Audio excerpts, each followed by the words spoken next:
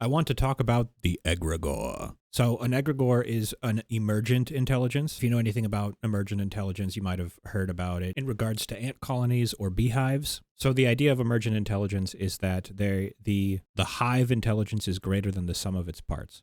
So one of the ways that they test that in a laboratory is they take 1,000 ants, for example, and they have a task. This task can only fit 20 ants. It doesn't matter if you put only 20 ants in there, if you put 100, if you put 1,000, only 20 ants can fit like in the area where the task has to be completed.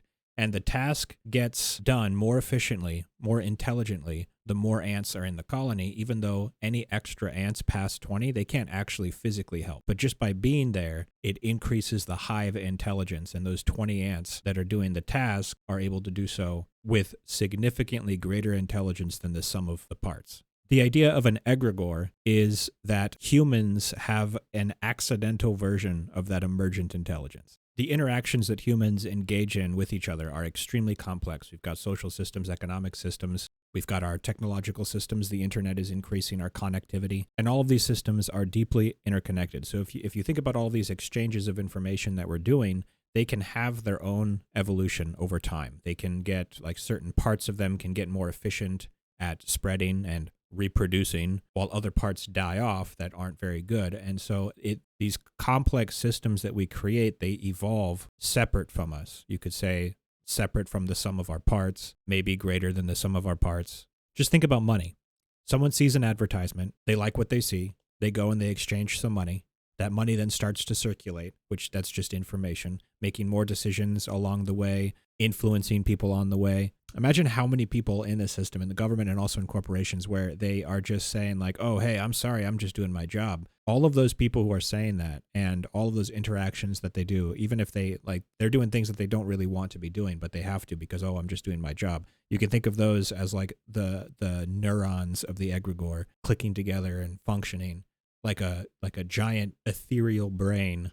Our government and our politicians who write things, it's gotten to the point where it's so Byzantine, so systematic, so compartmentalized that legislation is better thought as being this emergent intelligence that writes itself through people rather than actually being written by people themselves.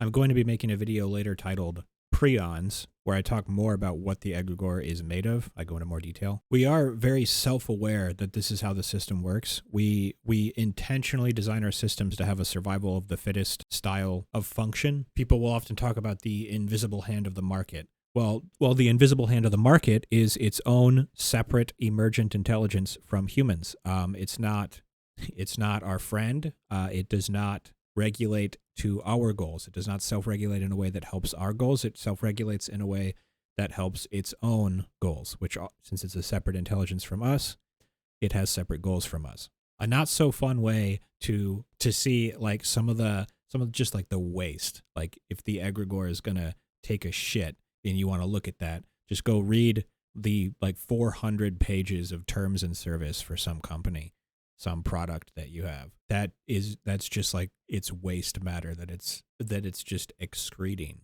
I've got this picture here of, I'm not entirely sure where this is from, probably like a hedge fund or something, I don't know. This type of thing.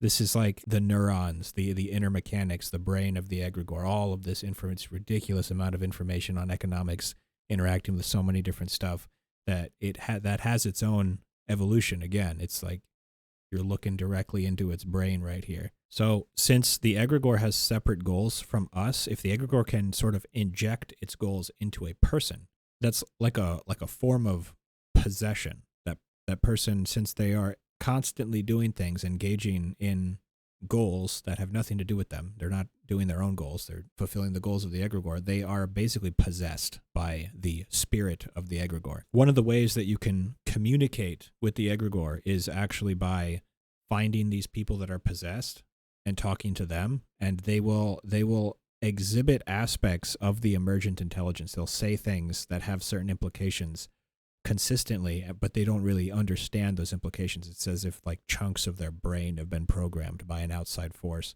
because that's a metaphor, but that's basically what happened Egregores have their own esoteric version of food that they eat. Anything that makes it so that people are unaware of their existence, and anything that perpetuates their evolution, you can think of it as their food. The Gnostics would call this idea, like New Age Gnostics would call this idea loosh.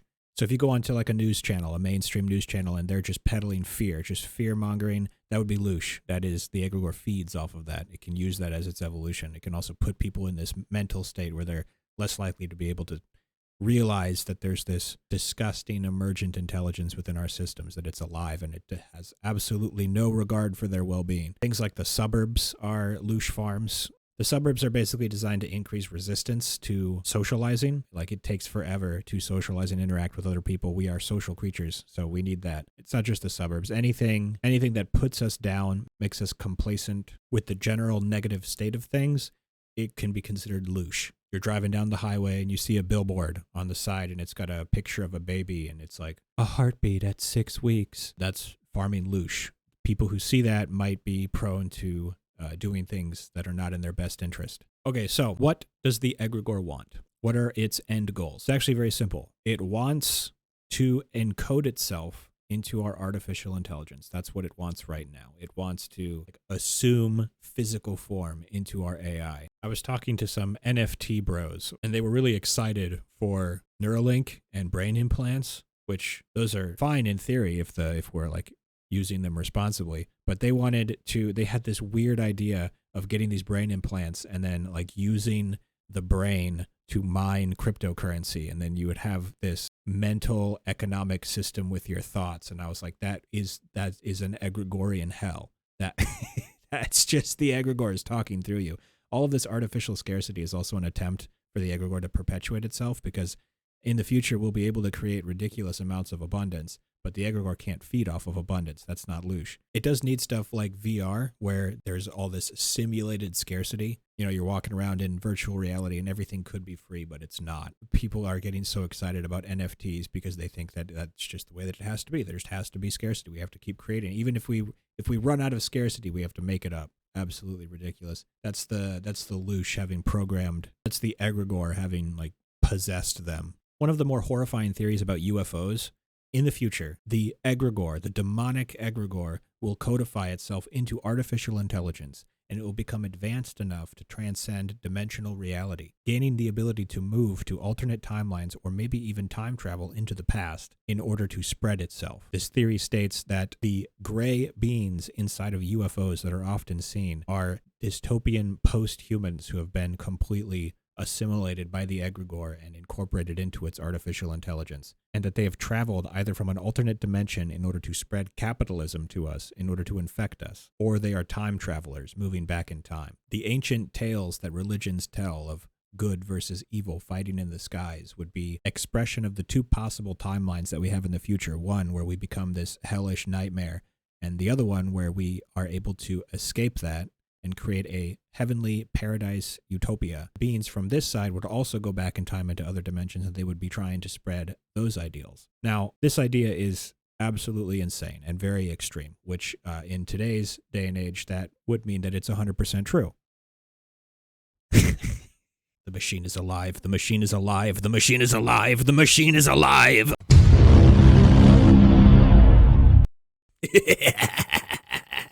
Join the cult.